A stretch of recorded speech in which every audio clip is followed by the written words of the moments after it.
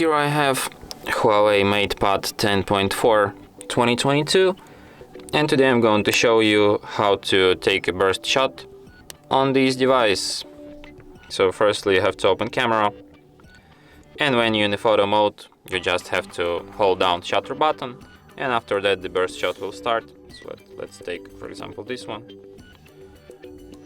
So as you can see I took now like 29 shots. That's a lot, I tell you. Usually devices have a limit of 20.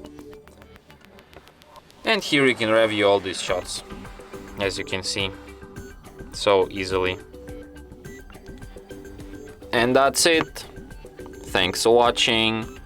If you find this tutorial useful, don't forget to hit that like button and subscribe to our channel.